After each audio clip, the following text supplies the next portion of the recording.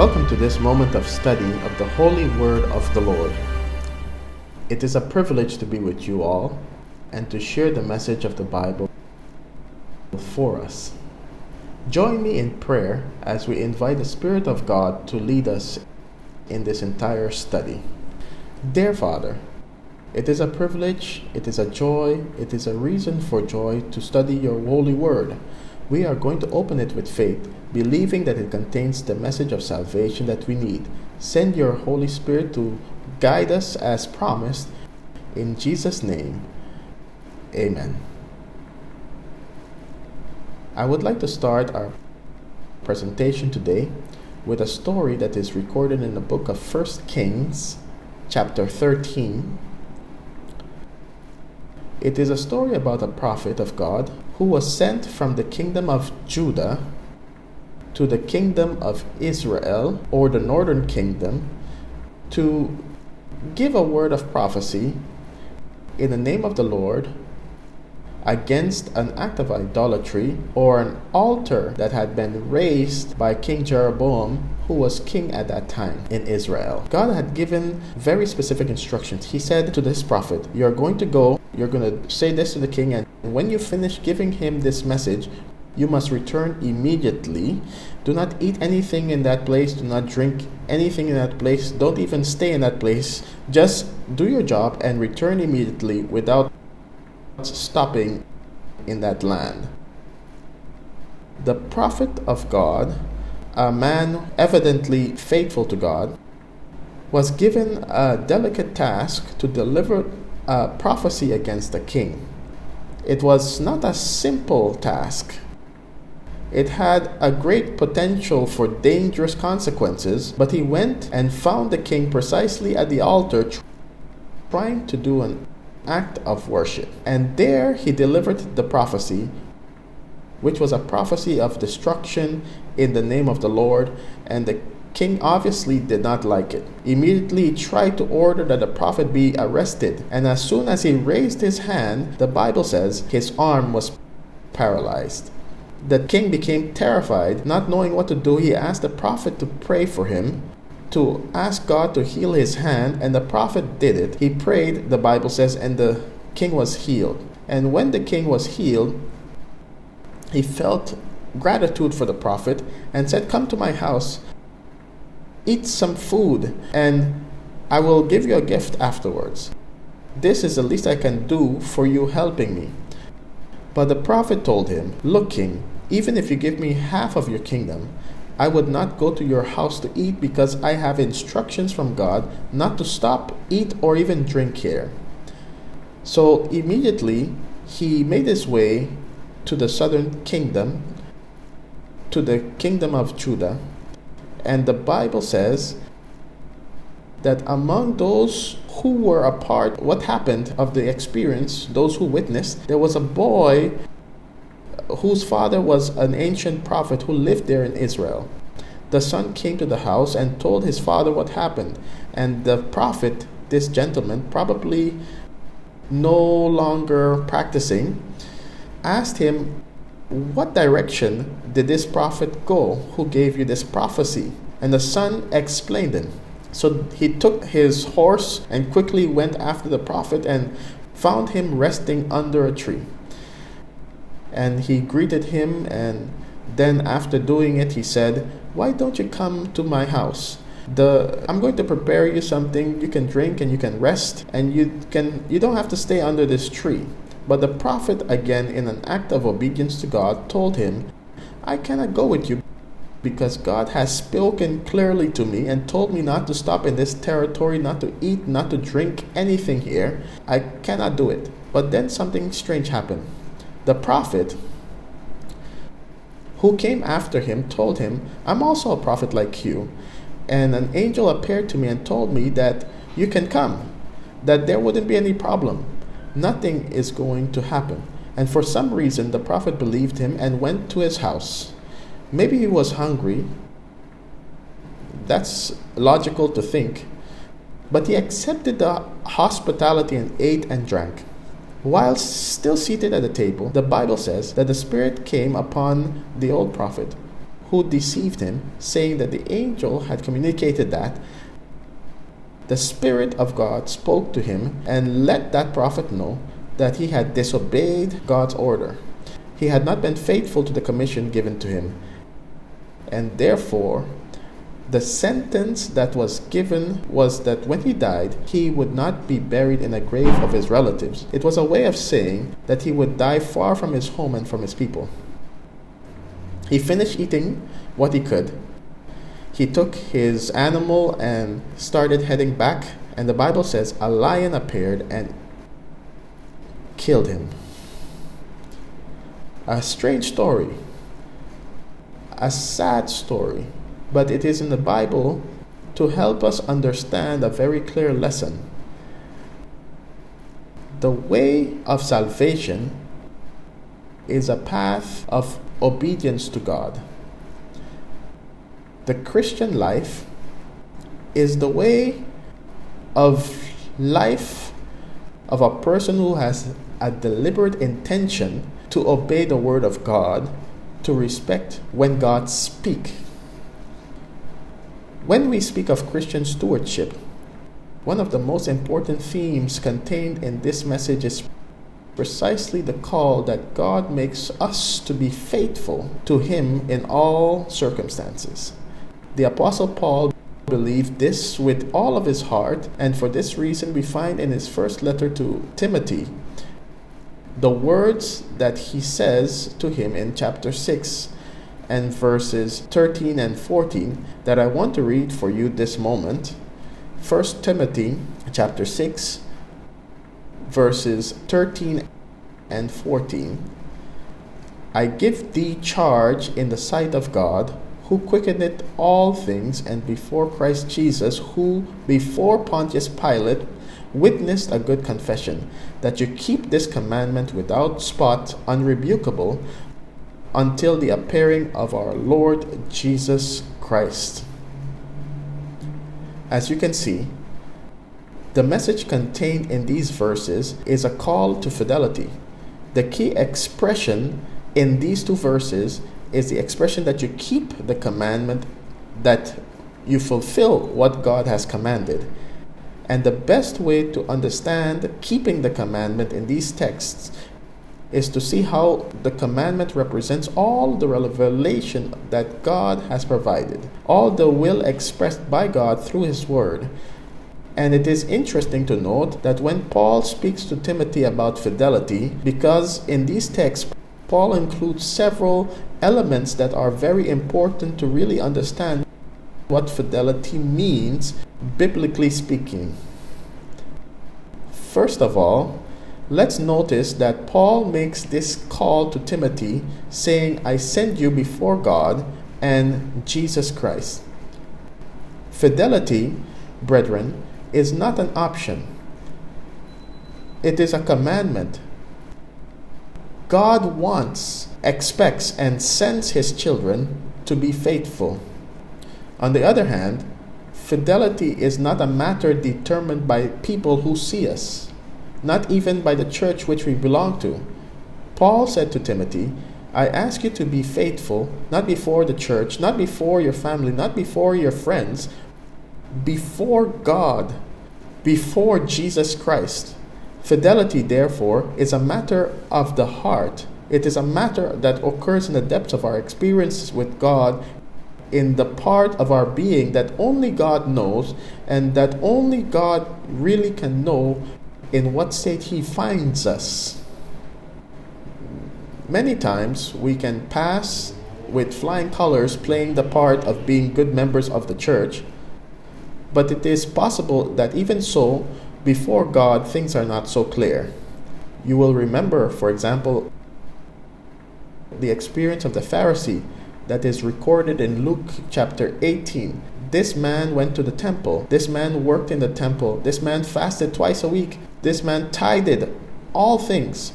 According to him, he was not an adulterer. He was not a liar. He was not a thief. And yet the Bible says he went to his house without God's righteousness.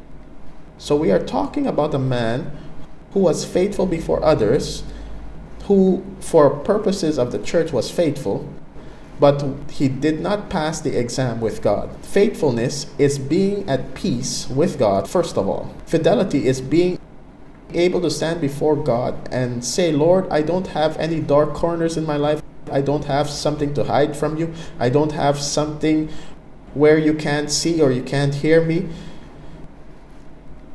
Paul wanted Timothy to have a clear conscience before God, to be faithful with God, approved by God, and by the Lord Jesus Christ.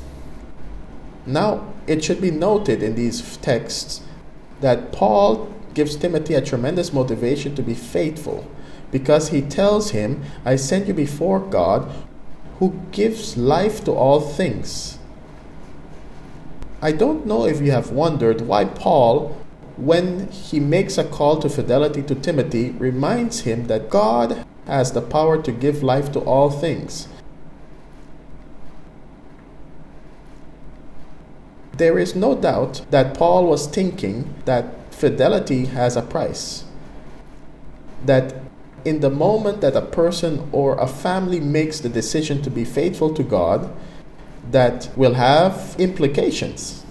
It is for this very reason Joshua at some time stood up in front of the people of Israel and told them that they have to choose what they are going to serve. If you want to be faithful to the God that your parents served in the land where God brought us from, or serve the God who has led us here, who has given us everything. Now I want you to know that my family and I are going to be faithful to God. Obviously, this was not a trivial decision. It was a matter that he was willing to go to the ultimate consequences for. But what would be the greatest consequence we could pay for being faithful to God? Obviously, lose your life in this world. Paul is telling Timothy, even if it costs you your life to be faithful to God, I want you to remember that God has the power to give life to all things. God can resurrect. God can give life back to your life. God can give you anything that you lose by trying to be faithful to Him. In other words, it pays to be faithful to God. In other words, it's always a good business to make a decision to be faithful to God. We will never lose in case we lose something. God has the power to return what was lost, even to bring us back to life. But there is one more thing that I find in this call from Paul to Timothy to be faithful. Paul tells Timothy not only that God is watching over him, not only that God cares for his faithful children, not only that God protects, restores his children that suffer or pay a price to remain faithful to him, but also that the Christian, the man, the woman who wants to be faithful to God must find his greatest motivation and example in the person of the Lord Jesus Christ himself.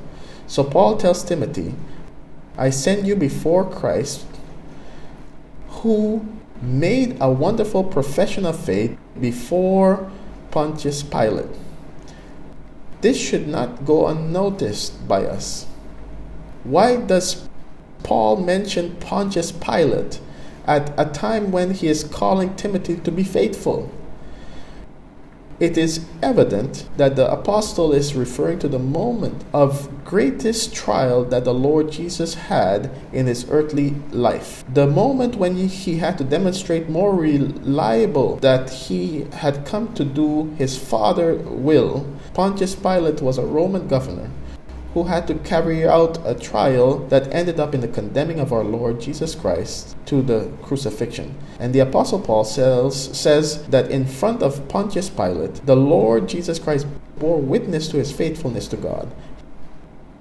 He was not afraid. He did not deny who he was.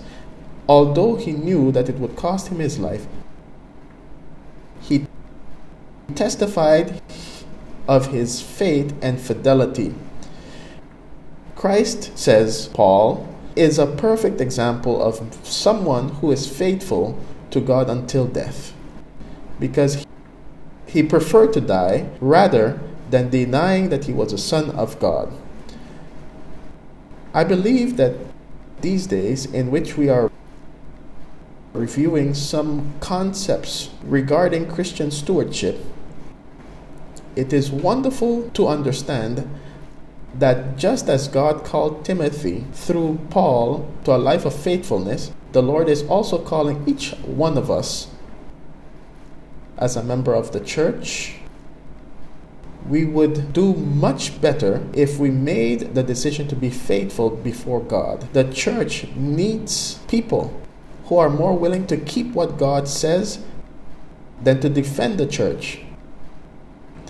Each of us must understand that Christianity is a matter that must be lived in the presence of God, before God. Each of us must understand that who it is that is going to judge us in the end. It's God who's going to really determine what we are and what we've done. It's God. So if it is God who is going to judge us, it is before God we should live, that we should act. It is from God that we must seek approval, from whom we should try. It is Him that we should try to please. And for that, we must be inspired by the example of the Lord Jesus Christ. For this reason, we must motivate ourselves, knowing that whatever may happen, whatever may come, the Lord is with us. He sees us. He takes care of us. And if something happens to us, He has the power to free us, to restore us, and even to bring us back to life if we lost it for being faithful to Him. This is a good day to make a decision to be faithful to God and to be faithful before God. I think it is a good day for us, whoever wish to live with Christ in the kingdom of heaven, to make the decision that Paul said, to keep the commandment, to come to the church with the intention of being learners of Christ, to take seriously what He says, and when we have it in front, try to understand it and put it into practice. There is little point of being in the church if we do not intend to be faithful to God. We should get used to doing exactly as God says. Not to believe anything or anyone who tries to separate us from the path of obedience. We should not forget the experience of the prophet, a person who was apparently a faithful man who was trying to do things well, but at some point he allowed himself to be distracted. He got convinced until he ended up being unfaithful to God. Friends and dear brethren, there is much at stake for us, for our destiny, in this idea of being or not being faithful with God. There is a lot at stake in this being in the church and not being careful to do the things as God says. Today's Paul's call to Timothy is no longer for Timothy. Now it is for each one of us. We are being summoned before God. The question is not whether you are a good member of the church. The question is not whether you're a good pastor, whether you're a good brother or good sister. The question is whether your life before God, if your experience as a Christian, can be sustained in the presence of God. May the Lord help us to be like Christ. May we not be ashamed. May we not be afraid to be faithful to God in any circumstance and in front of anyone. Let's pray. Our Heavenly Father, thank You for reminding us that the Christian life is a call to fidelity. It is a call to make the decision to obey You in all circumstances. Thank You for using Paul to remind us that this is a matter that we have to do in Your presence, being approved by You. Help us then to be like Christ, so that, as You have said about Him, You can say about us that this is My beloved Son, that this is My beloved daughter, and in them I am well pleased. Lord, May we keep your commandments with your help, no matter what happens, and if we die, we can rise with you in life eternal. In Jesus' name, amen.